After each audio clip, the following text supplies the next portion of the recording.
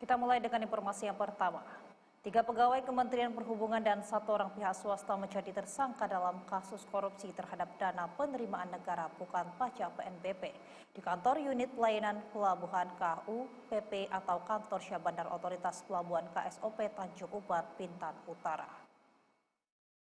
4 orang yang ditetapkan sebagai tersangka adalah IS, mantan Kepala KUPP KSOP Tanjung Uban periode Juni 2021 hingga Februari 2023, yang saat ini menjabat sebagai Kepala Kantor Distrik Navigasi Tipe A Kelas 2A di Sabang, Provinsi Aceh.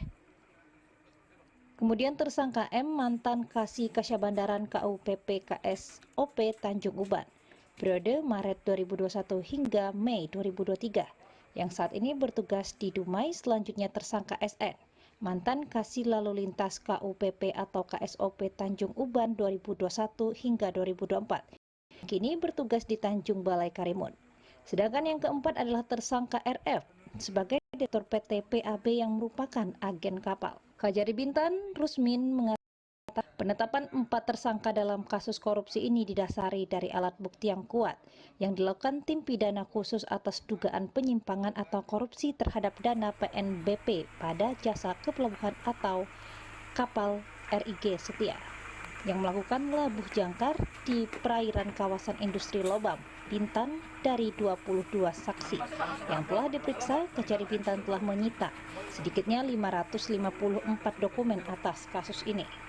Tim penyidik Kejaksaan Negeri Bintan melakukan penetapan tersangka pada tanggal yang ditetapkan pada tanggal 14 Agustus 2025 dalam dugaan tindak pidana korupsi penyimpangan penerimaan bukan pajak atau PNBP jasa kepelabuhan atas kapal RIG Setia di Kabupaten Bintan atas nama 3 orang tersangka. Ini juga kami melakukan penahanan.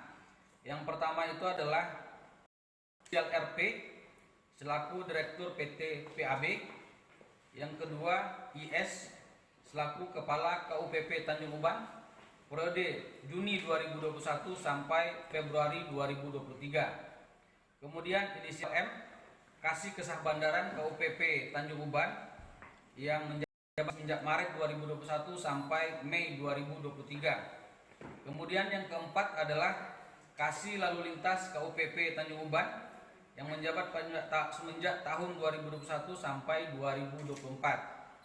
Yang sebelumnya telah periksa sebagai saksi dan berdasarkan hasil penyidikan telah ditemukan 2 alat bukti yang sah dan cukup untuk ditingkatkan statusnya sebagai tersangka.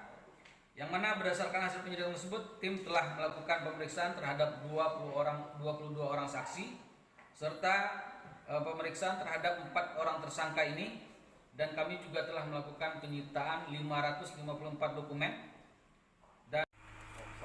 Atas perbuatannya, keempat tersangka dijerat dengan pasal-pasal tindak pidana korupsi, diantaranya Undang-Undang Nomor 20 Tahun 2001, Junto Pasal 55 Ayat 1 ke 1 KUHP.